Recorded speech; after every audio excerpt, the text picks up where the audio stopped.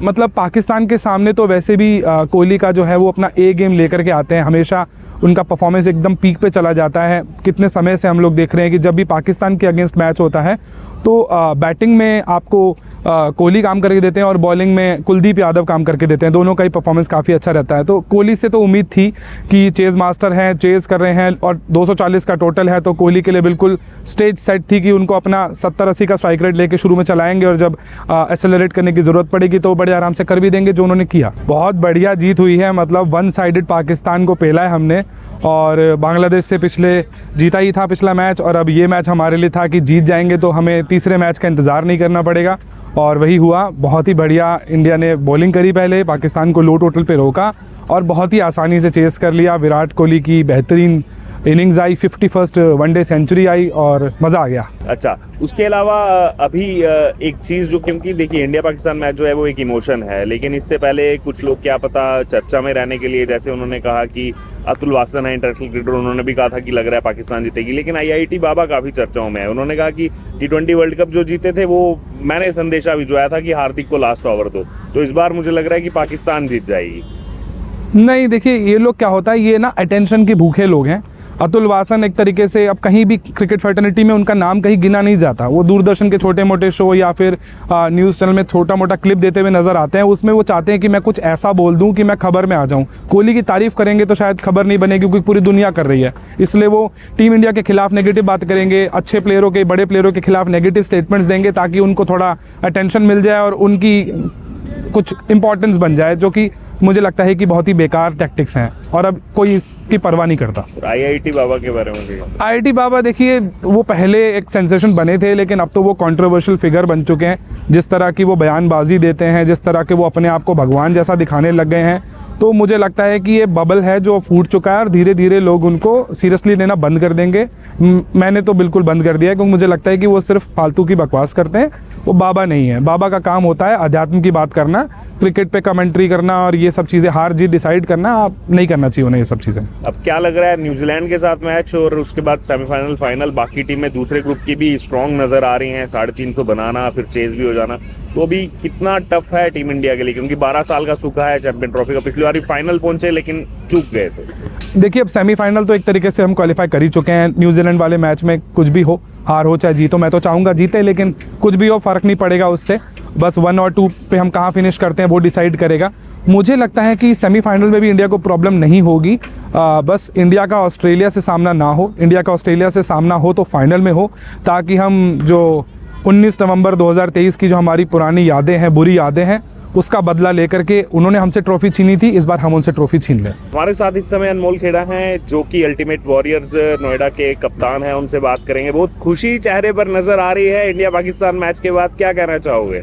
बहुत बढ़िया जीत हुई है, मतलब वन साइडेड पाकिस्तान को पेला है हमने और बांग्लादेश से पिछले जीता ही था पिछला मैच, और अब ये मैच हमारे लिए था कि जीत जाएंगे तो हमें तीसरे मैच का इंतज़ार नहीं करना पड़ेगा, और वही हुआ। बहुत ही बढ़िया इंडिया ने बॉलिंग करी, पहले पाकिस्तान को लो टोटल पे रोका और बहुत ही आसानी से चेस कर लिया। विराट कोहली की बेहतरीन इनिंग्स आई, 51st वनडे सेंचुरी आई और मज़ा आ गया।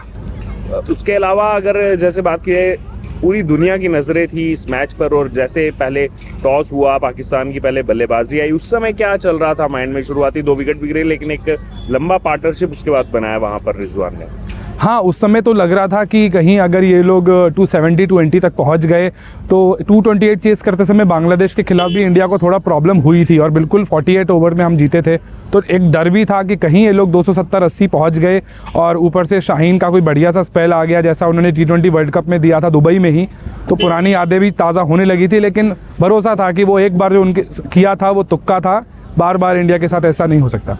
उसके अलावा बॉलिंग कॉम्बिनेशन, क्योंकि आप भी जो है स्पेशलाइज्ड, कई मैचों में मैंने देखा है प्लेयर ऑफ द मैच के साथ बेस्ट बॉलिंग फिगर्स आपके रहते हैं, तो बॉलिंग कॉम्बिनेशन क्या बात करें? क्योंकि एक डर था कि बुमराह नहीं है तो कैसे बॉलिंग टीम इंडिया जो है कैसे एक्सेल करेगी, बॉलिंग कॉम्बिनेशन भी क्या कहेंगे? हाँ, बॉलिंग कॉम्बिनेशन अपना अच्छा था, लेकिन जब 2 ओवर करने के बाद शमी बाहर चले गए थे तो टेंशन हो गई थी कि यार अगर शमी भी नहीं होगा तो फिर कैसे काम चलेगा। पिछले मैच में शमी ने 5 विकेट लिए थे, ऐसे में स्पिनर्स पे कहीं प्रेशर ना आ जाए, लेकिन शमी वापस आ गए, बाबर को हार्दिक ने आउट कर दिया, तो हमारे पास एक तरीके से 6 प्रॉपर बॉलर थे, क्योंकि हार्दिक पांड्या को भी आप प्रॉपर एक बॉलर की तरह गिन सकते हैं। और जिस तरह के हमारे स्पिनर्स फॉर्म में चल रहे हैं, तो पता था कि थोड़ी परेशानी हुई थी शमी की वजह से, लेकिन जब वो वापस आ गए तो कॉन्फिडेंस भी वापस आ गया और 240 के अंदर हमने रोक दिया, जो कि बहुत अच्छा स्कोर है। पहला जो मैच हुआ था उससे पहले ये सवाल उठते रहे कि हर्षित राणा को क्यों खिलाया जा रहा है, क्या फेवरेटिज्म यहाँ पर किया जा रहा है, अर्शदीप की जगह उनको क्यों स्क्वाड में रखा गया। तो अब क्या आप कहेंगे इन 2 मैचेस के बाद, क्या वाकई में उनका स्पॉट वो था टीम के अंदर?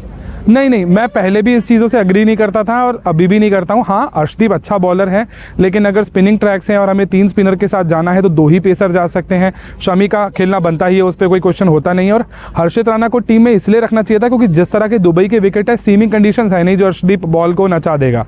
यहाँ पर तो आपको ऐसा बॉलर चाहिए जो पटके और हिट द डेक हार्ड हो और वहाँ से परचेज निकाले और short of good length ball से बैट्समैन को मिस टाइम कराए, जो जिसके लिए हार्दिक, मुझे लगता है जिसके लिए हार्दिक और हर्षित राणा दोनों ही काफ़ी सूटेबल हैं। तो इसमें चौथा फिर अर्शदीप को ऐड करने की कोई ज़रूरत थी नहीं। जैसे ही जब गेंदबाजी हो रही थी, जैसे एक नाम चलता है सर रविंद्र जडेजा का फील्डिंग में, लेकिन कहीं ना कहीं उसी आला दर्जे की फील्डिंग अक्षर पटेल भी करते हैं और वो अक्षर पटेल ने जो रनआउट किया वो कितना बड़ा इंपैक्ट उसने पाकिस्तानी इनिंग्स में क्रिएट किया। हाँ, अगर आप अक्षर पटेल को देखेंगे तो वो पूरी तरह से रविंद्र जडेजा की कार्बन कॉपी ही है। उसी तरह का बॉलिंग एक्शन है, उसी तरह के लेफ्ट आर्म स्पिनर हैं, गुजरात से आते हैं और बढ़िया तीनों फॉर्मेट में अच्छा परफॉर्मेंस करके देते हैं, बैटिंग में भी काफ़ी ज़्यादा इफेक्टिव हैं। तो एक तरीके से जैसे रविंद्र जडेजा अपने रिटायरमेंट की तरफ बढ़ रहे हैं तो अक्षर पटेल एक बढ़िया ऑलराउंडर बनकर सामने आ रहे हैं। और आज जिस तरह से उन्होंने फील्डिंग करी बहुत ही बढ़िया था उनको मुझे लगता है कि पिछले मैच में हैट्रिक रह गई थी, आज भी उनकी बॉलिंग पर एक कैच छूटा जो होना चाहिए था, लेकिन फिर भी उन्होंने अपना काम करके दिया। आप लौटते हैं बल्लेबाजी की तरफ। विराट कोहली कमबैक बहुत देर से इंतजार था और कमबैक आया तो पाकिस्तान के सामने आया और सेंचुरी के साथ आया, तो क्या कहना चाहेंगे इस पर आप? हाँ, मतलब पाकिस्तान के सामने तो वैसे भी कोहली का जो है वो अपना ए गेम लेकर के आते हैं, हमेशा उनका परफॉर्मेंस एकदम पीक पे चला जाता है। कितने समय से हम लोग देख रहे हैं कि जब भी पाकिस्तान के अगेंस्ट मैच होता है तो बैटिंग में आपको कोहली काम करके देते हैं और बॉलिंग में कुलदीप यादव काम करके देते हैं, दोनों का ही परफॉर्मेंस काफ़ी अच्छा रहता है। तो कोहली से तो उम्मीद थी कि चेज़ मास्टर हैं, चेज़ कर रहे हैं और 240 का टोटल है, तो कोहली के लिए बिल्कुल स्टेज सेट थी कि उनको अपना 70-80 का स्ट्राइक रेट लेके शुरू में चलाएंगे और जब एक्सेलरेट करने की ज़रूरत पड़ेगी तो बड़े आराम से कर भी देंगे, जो उन्होंने किया। पहले मैच में हमने देखा कि जैसे रोहित ने स्टार्ट किया था, शुभमन गिल ने बहुत अच्छी इनिंग्स खेली थी, उसके बाद केएल राहुल ने उनका साथ दिया। विराट कोहली और श्रेयस उसमें जो है वो नहीं रन बना पाए थे, लेकिन इस मैच में विराट कोहली, श्रेयस अय्यर ने भी कंट्रीब्यूशन किया। तो आगे अब जो बड़े मुकाबले आएंगे न्यूजीलैंड के साथ, फिर सेमीफाइनल और अगर जीतते हैं तो फाइनल, तो उसके लिए आप कैसा आप कॉम्बिनेशन देखते हैं कि सभी अभी कहीं ना कहीं जो है फॉर्म में नजर आ रहे हैं खिलाड़ी? हाँ, प्लेइंग 11 में तो कोई चेंज करने की ज़रूरत ही मुझे नहीं लगता और एक तरीके से सभी बैट्समैन फॉर्म में हैं। रोहित के साथ क्वेश्चन मार्क लगे हुए थे जब वो बीजीटी में उनका परफॉर्मेंस काफ़ी ज़्यादा डाउन रहा था, लेकिन वो भी उन्होंने इंग्लैंड की बायलैटरल में ही 100 मार के बता दिया था कि वनडे अलग है, टेस्ट अलग है, दोनों को कंपेयर करना ठीक नहीं है। गिल बढ़िया फॉर्म में चल रहे हैं, वाइस कैप्टन बन चुके हैं, तो अब जिम्मेदारी के साथ और ज़्यादा खेल रहे हैं। कोहली के लिए तो कुछ कहने की ज़रूरत ही नहीं, ऑलरेडी हम कितनी बात कर चुके हैं। बाकी अय्यर हैं, उसके बाद केएल राहुल भी हैं और केएल राहुल भी ठीक ठाक काम करके दे देते हैं, इस वजह से पंत जैसा प्लेयर भी टीम में वापसी नहीं कर पा रहा है। तो मुझे लगता है कि बहुत अच्छा लाइनअप है हमारा और सभी फॉर्म में हैं, तो कुछ चेंज करने की ज़रूरत नहीं है, बस अपने बेसिक्स पर रहें, अच्छा परफॉर्मेंस देते रहें, ट्रॉफी हमारे घर आ सकती है। देखिए, लगातार एक लड़ाई जो है वो सोशल मीडिया पर चलती रहती है, विराट कोहली द किंग, और पाकिस्तान में जो कुछ यूट्यूबर्स हैं वो चलाते रहते हैं बाबर आजम द किंग।